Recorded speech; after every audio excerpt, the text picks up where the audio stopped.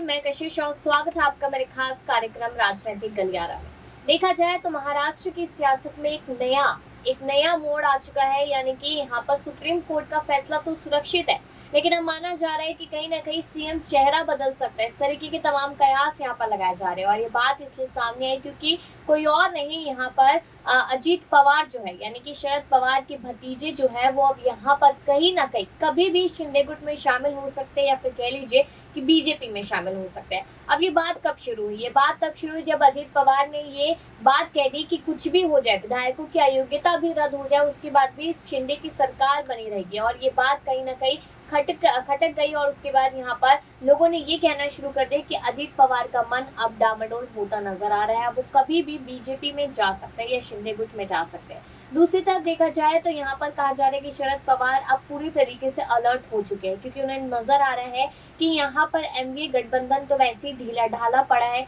दूसरी चीज, उद्धव ठाकरे के पास कुछ नहीं है और अब अजीत पवार भी अगर मेरा साथ छोड़ देते हैं तो कहीं ना कहीं यहाँ पर हमें नुकसान होगा। अब एक और तरफ यहाँ देखा जाए तो अजीत पवार के साथ सीएम शिंदे की वो तस्वीरें भी लगातार वायरल हो रही है, जिसमें वो एक दूसरे को फूल देते हुए नजर आ रहे हैं। तो जिसके बाद कयास जो है वो और भी ज्यादा गर्म हो गए। तो क्या माना जाए यहाँ पर कि क्या सुप्रीम कोर्ट के फैसले से पहले जो बचा कुछ एमवीए गुट है वो भी टूटता नजर आएगा? और अब तो बारी यहाँ पर एनसीपी पार्टी की है। तो मेरे साथ कपिल यहाँ पर है, आपसे सवाल करेंगे और जानने की कोशिश करेंगे यहाँ पर कि महाराष्ट्र में एक तो सुप्रीम कोर्ट का जो फैसला सुरक्षित है वो मुद्दा लगातार चल रहा है। उद्धव ठाकरे ने यहाँ पर आरएसएस और बीजेपी पर हमला बोल दिया है और यहाँ पर अब अजीत पवार जो कहीं ना कहीं बीजेपी ज्वाइन कर सकते हैं वो कयास लग रहे हैं।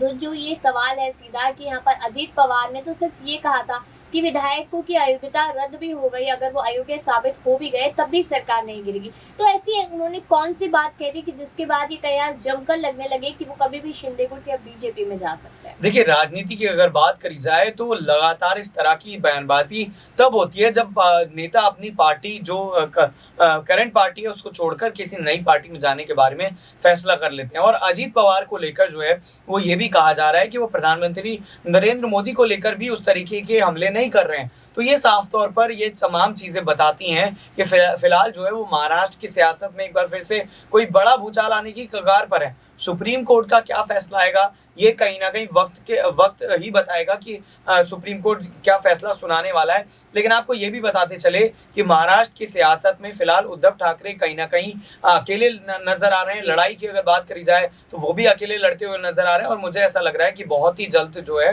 वो कहीं ना कहीं अजीत पवार हो सकता है कि बीजेपी के साथ शामिल हो जाए, क्योंकि एक चीज तो यह है कि सीबीआई और ईडी का शिकंजा नहीं कसता हुआ नजर आएगा। दूसरी तरफ अगर आप देखें तो और बहुत सारी चीजें हैं, तो मुझे लगता है ये सारी चीजें इंडिकेट करती हैं कि महाराष्ट्र में कुछ बड़ा खेला होने वाला है। बिल्कुल माना जा सकता है, क्योंकि महाराष्ट्र जिस तरीके से हम देख रहे हैं पिछले साल जून के महीने से लगातार सुर्खियों में यहाँ पर बना हुआ है। वही अगर देखा जाए यहाँ पर तो शरद पवार को लेकर लगातार जानकारियां सामने आ रही है, लगातार सवाल उठ रहे हैं कि शरद पवार को बड़ा झटका लगेगा अगर अजीत पवार ऐसा कोई कदम उठाते हैं। तो क्या माना जाए यहाँ पर कि एमवीए गठबंधन दो पूरी तरीके से बिखरता नजर आएगा, क्योंकि लोगों का विश्वास उठ जाएगा। दूसरी बात देखी जाए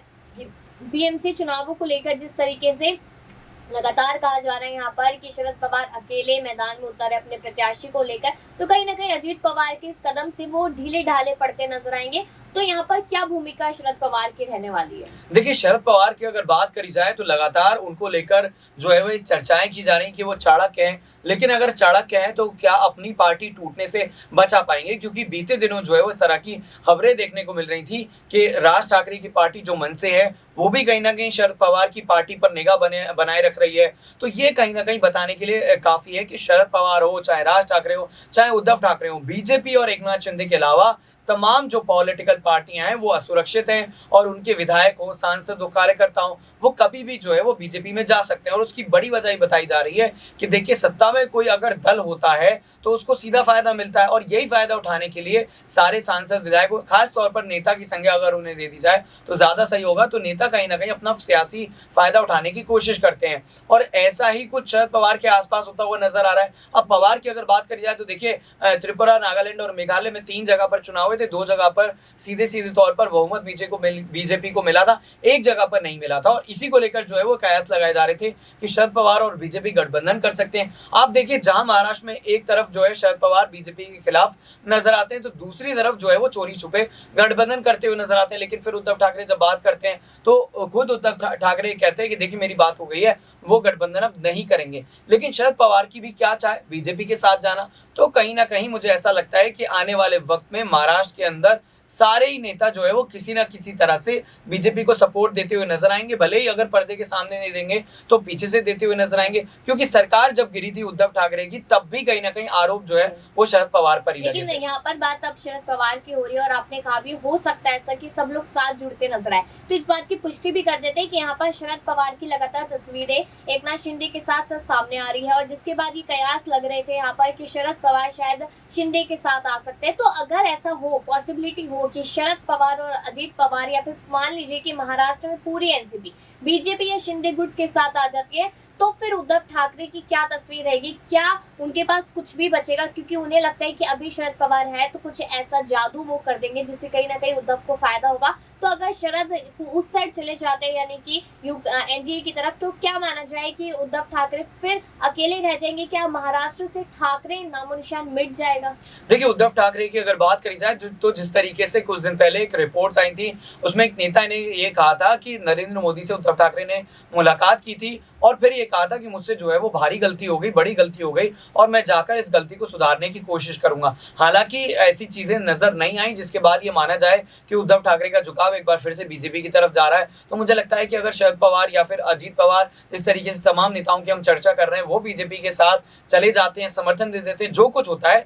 उद्धव के अगर खिलाफ हो जाते हैं, तो फिर कहीं ना कहीं महाराष्ट्र से उद्धव ठाकरे का नाम लगभग नामो निशान मिट जाएगा। हालांकि एक बड़ी चीज है जो उद्धव ठाकरे को फिलहाल बचा सकती है, वो है जनता का समर्थन। देखिए, जनता का अगर समर्थन उद्धव ठाकरे को मिल जाता है तो फिर शरद पवार जो है वो बीजेपी के साथ जाने से बचेंगे, क्योंकि पवार जो है अगर बीजेपी के साथ जाते हैं तो उन्हें पता है कि उस तरीके से ना उन्हें सम्मान मिलेगा, ना उन्हें सीटें मिलेंगी, ना उन्हें पद मिलेगा और सीबीआई ईडी का शिकंजा भले ही उनके ऊपर ना कसता हुआ नजर आए, लेकिन राजनीति में बीजेपी कई बार ऐसा करती है कि बड़े बड़े नेताओं को अपनी पार्टी में शामिल करवा लेती है, फिर उनका करियर जो है वो बिल्कुल खत्म कर देती है। तो इस तरह की चीजें होती हुई नजर आ सकती हैं और यही वजह है कहीं ना कहीं उद्धव ठाकरे और शरद पवार जो है वो मजबूरी में एक साथ है। राजनीतिक मजबूरियां हैं, उनकी कोई पर्सनल स्वार्थ नहीं है, लेकिन राजनीतिक मजबूरी है। शरद पवार को भी पता है कि कल को अगर उद्धव ठाकरे के साथ वो नहीं रहते तो बीजेपी उन्हें खत्म कर देगी और उद्धव ठाकरे को बीजेपी खत्म कर चुकी है, ये बात हम सभी लोग जानते हैं। बिल्कुल शुक्रिया आपका कपिल। यानी कि कहीं ना कहीं अगर देखा जाए तो यहाँ पर मुसीबतें पूरे महाराष्ट्र में देखने को मिल रही है। एक तरफ कहा जा रहा है कि यहाँ पर अगर शिंदे के साथ अजीत पवार मिलते हैं तो हो सकता है कि यहाँ पर अजीत पवार ही अगले मुख्यमंत्री हो, इस तरीके का कयास यहाँ पर लगाया जा रहा है। लेकिन कहीं ना कहीं देखा जाए तो सीएम शिंदे जो है वो अपना पद नहीं छोड़ने वाले हैं और दूसरी तरफ देखा जाए कि अगर वो बीजेपी में जाते भी अजीत पवार, तो यहाँ पर नुकसान पूरी एमवीए गठबंधन को होता नजर आएगा, क्योंकि अजीत पवार उतने ही स्ट्रांग है जितने शरद पवार स्ट्रांग है और लगातार बीजेपी पर हमला बोलते नजर आते हैं। लेकिन कल से लेकर अब तक लगातार बीजेपी की उन्होंने तारीफ तो नहीं की, लेकिन एक तरीके से उन्होंने समर्थन में ही काफी सारी बातें कर दी, जिसके बाद ये तमाम कयास जोरों शोरों से लग रहे हैं कि वो बीजेपी में जा सकते हैं। लेकिन सवाल सीधा आप लोगों से है कि आपको क्या लगता है कि अब यहाँ पर उद्धव गुट और भी ज्यादा कमजोर होता नजर आएगा और शिंदे गुट एक बार फिर से ऊंचाई छूता नजर आएगा और अजीत पवार ही वो सहारा बनेंगे शिंदे का, जो कहीं ना कहीं यहाँ पर किसी और नेता को होना चाहिए? इस पर अपनी राय जरूर दीजिएगा और तमाम खबरों के लिए देखते रहिए नेक्स्ट 9 न्यूज।